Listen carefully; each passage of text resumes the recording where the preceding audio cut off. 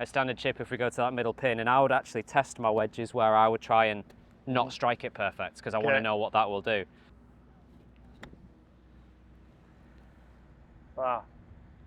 I And mean, you see there, like, I mean, I don't know know, if the cameras have seen that, but you've literally hit more than an inch behind the ball. That's what I mean. So that's not a great shot by any means. Like it's, you know, it's 15 foot short, but at the same time, if you're looking for forgiveness in a wedge and you know that you can hit a really sort of porish shot, and that's a grainy lie, by the way. Look at the grass, like, and it's going to do that for you. If that's going to be the worst case scenario, that's great. Oh, a lip out. Thought I'd hold the first shot. That was a shame. Get that toe in there. So much chip. That's out of a divot and loads of toe, and it just looks good before I hit it. It looks helpful. I mean, that's just like flowed through the rough straight away. Bottom groove really stands out.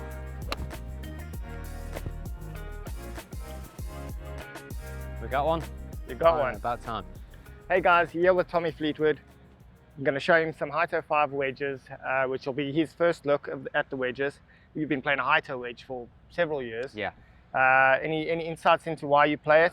Well, a few things really. I remember when I first tried it, I always liked the visual of a high toe, but I'd never really used one before.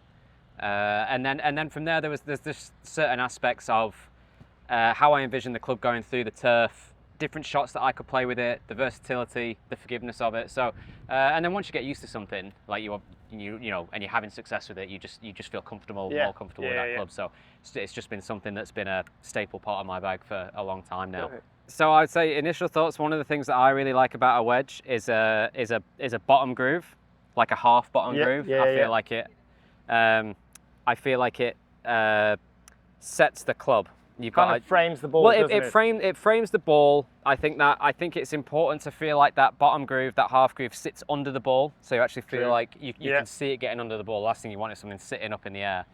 So I always think that bottom groove's huge, and the different color I think is really cool. And then of course you've got full grooves. So what is that?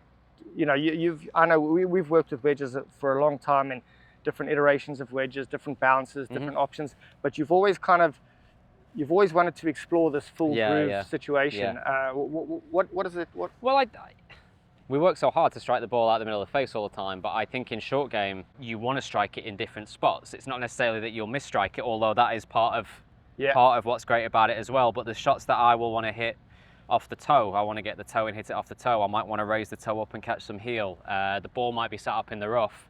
And one of the things, you know, we play on such a variety of different roughs out on tour. Yeah. And I think anything that gives you just that extra bit of control, if you catch the ball a little bit high off the face, anything that's helping just an ounce of spin, let alone like a ton, that could make a lot of difference to you throughout the year. So I mean, I like full grooves. I think that especially with going back to framing the ball, I think because you could see almost too much face, if you like, with full grooves, but when you have that bottom groove, different color, and that frames it for you, I think then you can go ahead and you can be very free with the rest.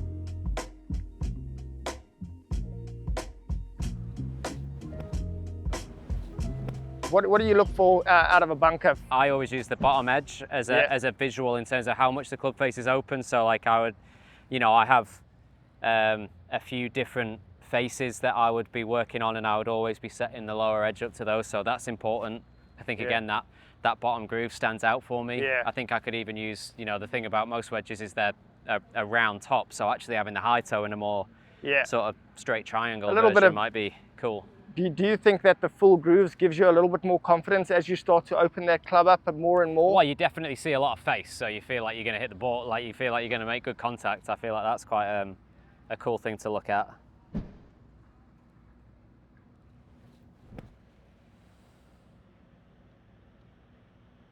Oh, a lip out. Thought I'd hold the first shot. That was a shame. That would have been that came out beautiful, didn't it? Yeah. I mean, and this would be quite familiar to you, you know, in terms of the bounce and the way the sole's moving through.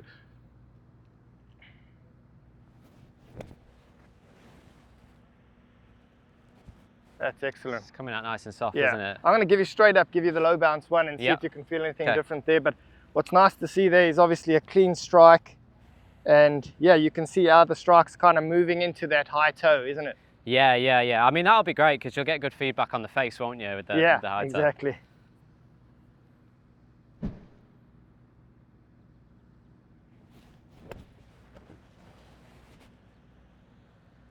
Came out a fraction softer. In a bunker,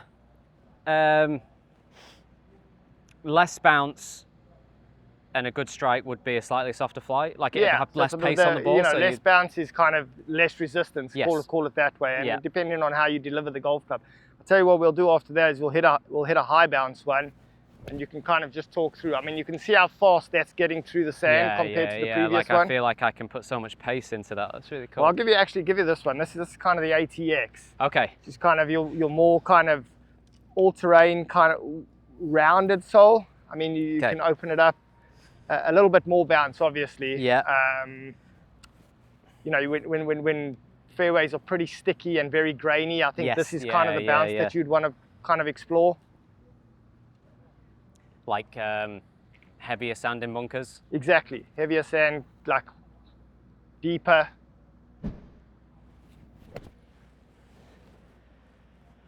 Wow. Came out with like more speed, but stopped quick.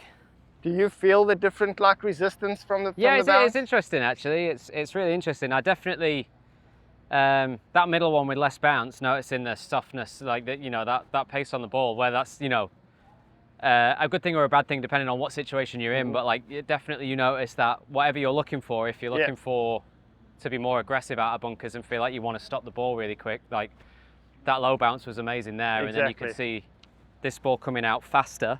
Yeah.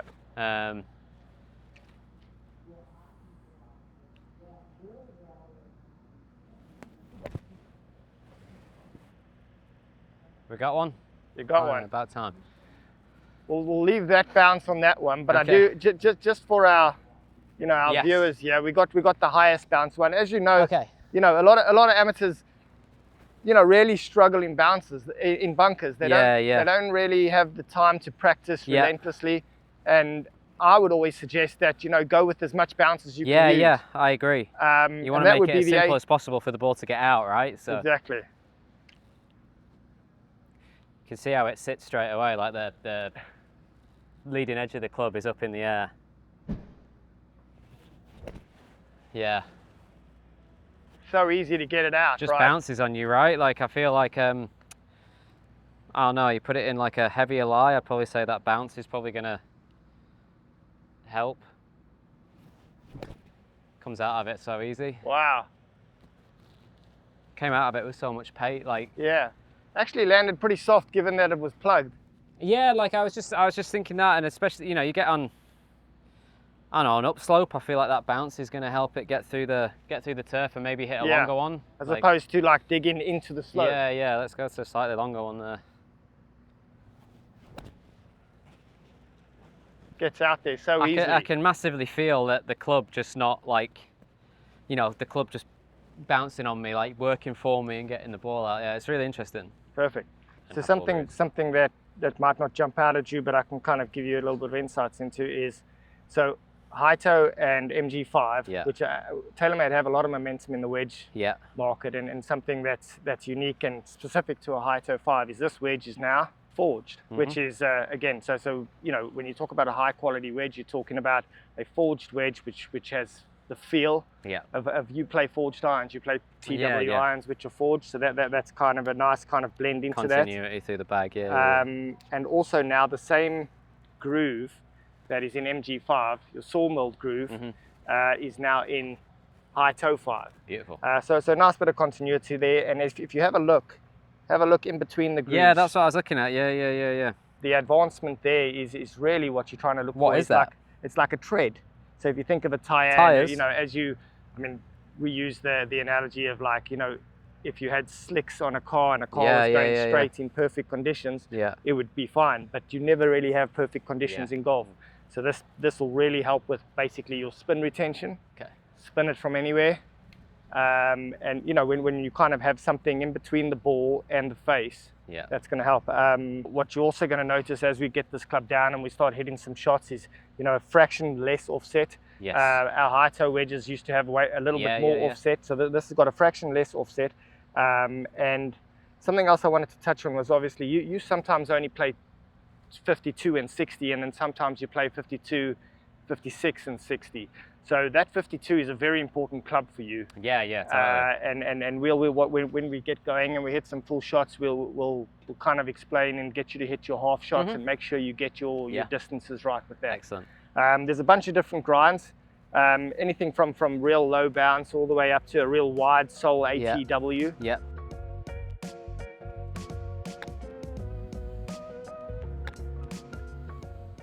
Okay, Tom, that was good in the bunkers. We're now on the fairway. I'm going to give you the low bounce high toe 5 wedge. And get your views and kind of thoughts as you see it in familiar.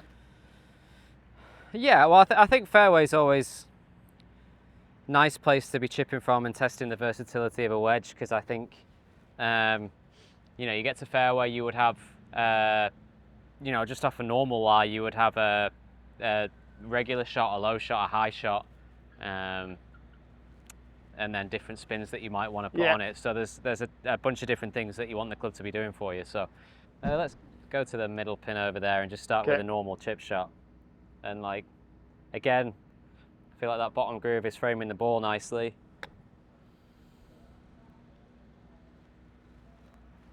A little bit clean, but went through the turf nicely. Where would you choose your bounce from? Is that more of a bunker situation, or is it more of a fairway?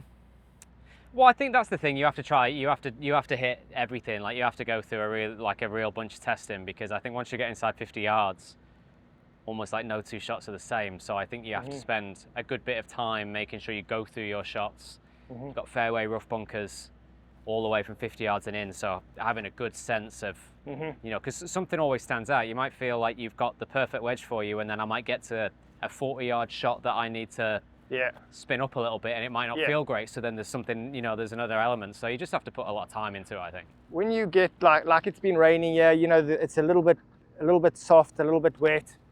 Do you can you trust the spin of the wedge? Is that something that's important to you? Well, yeah, absolutely. You want to know. I think you want as many things taken care of as possible for you, so you can just execute a golf shot. You don't want to, of course, you're going to describe a shot and you're going to have to do certain things with it, but you want to know that the club will do that for you. So all you have to focus on is just committing to the shot that you've got, whatever that is. And different trajectories would have different spins for you, or Yeah, of course. You could go. We could go 3 different trajectories just to this first pin, and I think I would always start off with chipping, and I would say whatever the pin is, what would a normal chip shot for me do? So I would always, I think a normal shot here would have to land just short of the green, and it'll release down to the hole. It's a little bit short, but then all you have to do is you take loft off and put loft on. So then you'd hit a low one. For me, I would always stand around it, and a low one's like a little draw, and you want to know that it'll just bounces forward. Go through the turf, bounce forward nicely like that. Great job. And then this is actually a really good area, because there's a little bit of grain here as well. But then do the opposite and add some loft, and maybe if you want to add spin, you can do that too. But the initial one, I would just try and loft it up. Very good. That one spun up nicely. I'm going to give you a little bit more bounce there and see how you kind of... Yeah, I think this is a good example. I've played those shots well. I always think in chipping, I want to make it as forgiving as possible. And I always think that my wedge, I don't want to have to strike the ball perfect when I'm chipping. Just simply because it takes a bit of pressure off. So if I know I can strike the ground anywhere sort of in that area, and the wedge is going to work for me, and I'm going to get away with it. I always say, one of the things I say with Graham, my coach, is average shot, world-class result. That's that's the absolute thing you're looking for. Holy grail there. World-class shot, average result is the opposite. But yeah, so again, a standard chip, if we go to that middle pin, and I would actually test my wedges where I would try and not strike it perfect, because I want to know what that will do. Wow. I don't know if the cameras have seen that, but you've literally hit more than an inch behind the ball.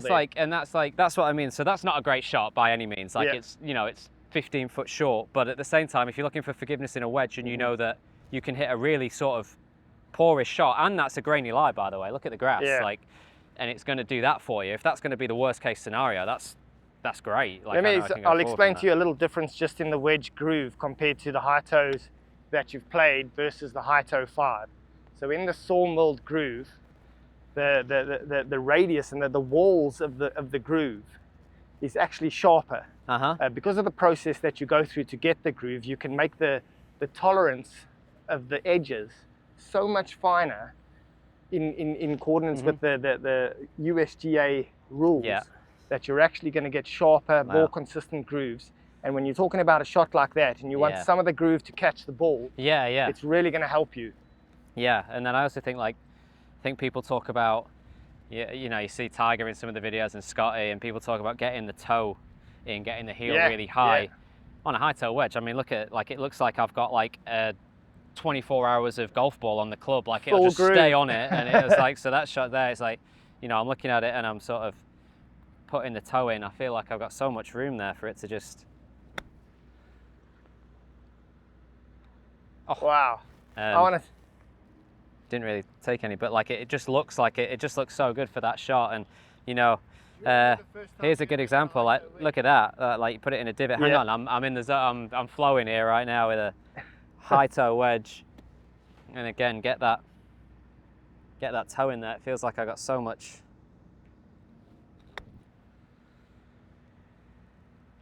So much check. That really did check up, didn't it?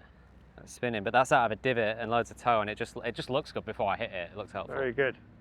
I mean, we're really moving this wedge towards, you know, what a good player would use, and then the options of like the forgiveness for your recreational golfer. I think the wedge has come such a long way, and that's purely through performance. But you still get the difference in what the high toe looks like compared to a traditional wedge, and the full grooves, which is really.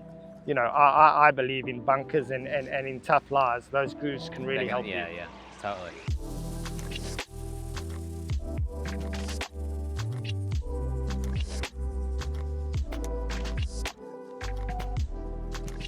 What about the rough, Tommy? What's most important to you when looking at equipment or performance out of the rough?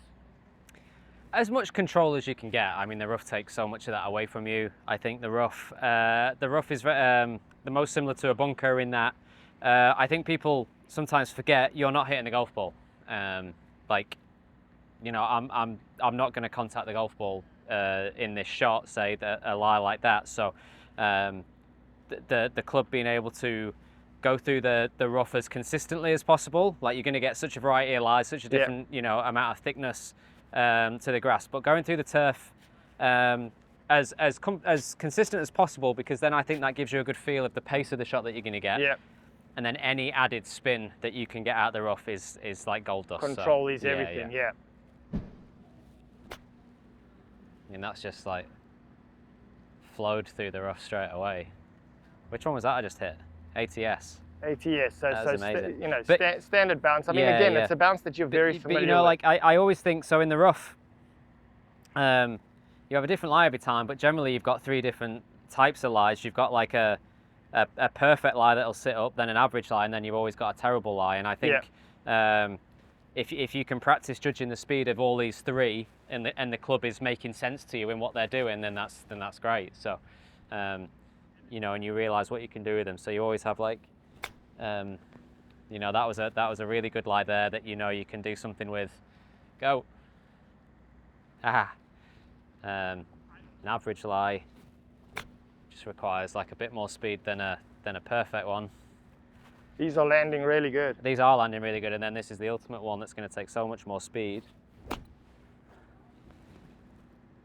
But if you can trust the club to be doing, you know, working for you, and then you can be judging them yourself, and you're gaining feel with every shot, because the club's, you know, if that club's ripping through the grass as good as possible and getting some spin on it, like you can then, you know, that's taken care of, so you can just work on your feels for the shots that you have. I'm intrigued to see you hit this ATX out the rough.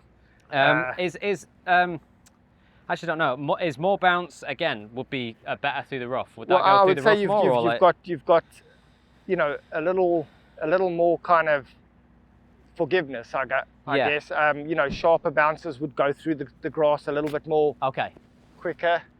I think, So sharper bounce would go through the rough quicker. yeah.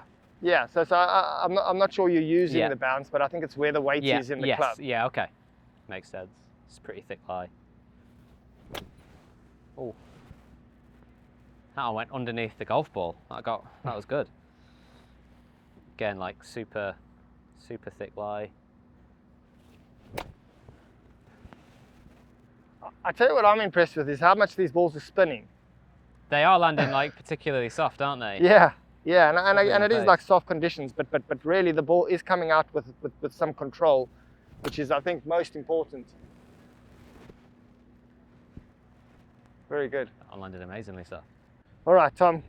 What about like high spin when you have to hit a shot that has a lot of spin on it? Again, I would go towards the toe. I'd want to be slicing across the ball a little bit. I'd want very sharp grooves if I could. Yeah, fresh grooves. You know, fresh grooves, sharp grooves. And that would be my thing really. The sort of starting on the toe, moving across it, hitting down that fraction more, and trying to get the ball to stop or spin as much as quickly as I could really. And the situation would be obviously short, you know, not yeah, much green to this work isn't with. a bad one really. Say it was a really firm green, and you know you're either going to go super high, or Yeah. like spin is going to really help you because you know the ball's not getting away from you. So this would be a good example. Huh. That's pretty good. You struck that on the face, good. Yeah, try A it. little towards the toe. Yeah. And obviously, like the shorter the shot, you're not going to see the ball screwing back necessarily. That's going to be when Yeah. you get to Yeah. like you know 30, 50 yards and Yeah. 100 yards. But you can definitely try and get it to.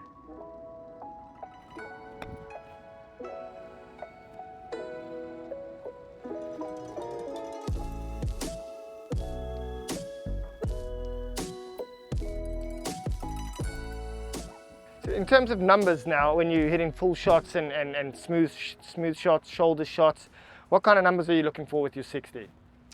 I'm not actually that clued up on the spin number. Yeah. But I know sort of ballpark I want it to spin as much Yeah. as possible. But I'll be looking at my carry numbers and my launch Perfect, numbers. yeah. And I think if I have them and they make sense, Yeah. then I'm feeling pretty good about the wedge. So, you know, I have a full swing, a shoulder swing, which my hands will go to my shoulders. Yeah. Then a smooth swing would be in between those two.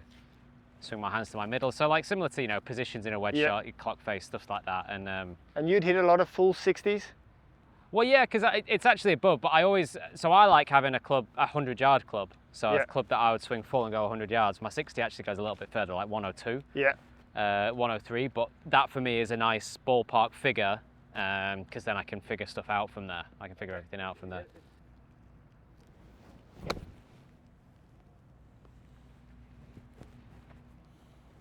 It's pretty good. So 97, 12. 97. Actually, a little bit of a push, so that would be, you know, that Pretty would, much what you'd well, expect that to would see. make sense, yeah. So like 3 yards short of a 100-yard club. Launch, you know, launch. I would want it to be. To be fair, you can get away with it launching a little bit low if it's spinning. If it's spinning low, is that 12,000 spin? I mean, that was 12,000 spin. That to me would be like the real max number when it comes to spin. You can't get much more than that. That on. That's, Again, catch that. I caught that one a little thin, to be fair, but Really? you know, Still 104 11,400. 11,000 spin, and that was with a bit of a thin one.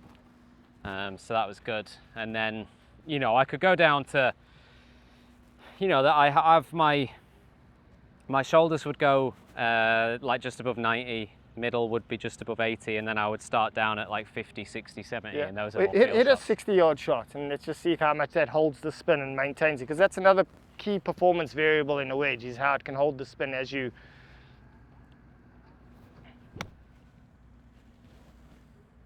And that's pretty good, that 64 and really 7,700 Yeah, spin. yeah. It's pretty much holding it Well, pretty good. it's spinning more than the ball speed and the carry, which is always a good, Exactly. sign. Exactly. All right, this is your 52.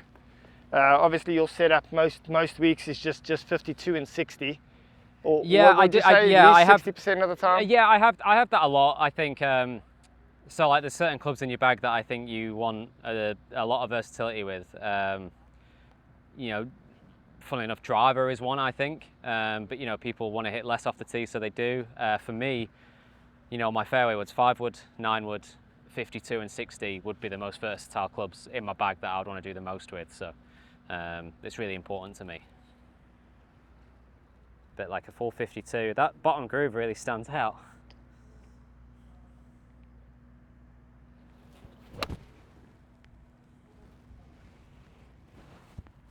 I was going to say hopefully it'll be around 125.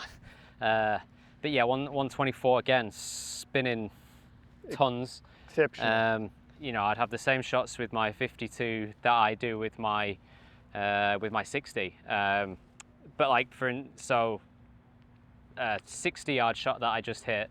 Yeah. It's basically 40 yards off a full one with a 60. So 60-yard shot, that same field with a 52 should go around 85 yards. That would be like what I would have in my mind.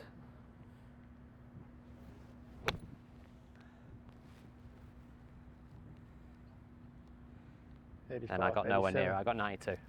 But that would be what I have in my mind. And you see how it's more like how it's going through the turf, the direction of the shot, the control that you have. Yeah. And with a 52, you know, you get it in windy conditions. You're going to have to play a lot of those little shots and know that and trust it going through the turf and what you're going to do with it. So. And the key differences here between your 52 and this one is, you know, you've got a forged head.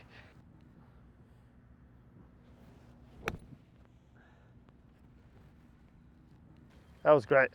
84. That was a bit better, 84. So.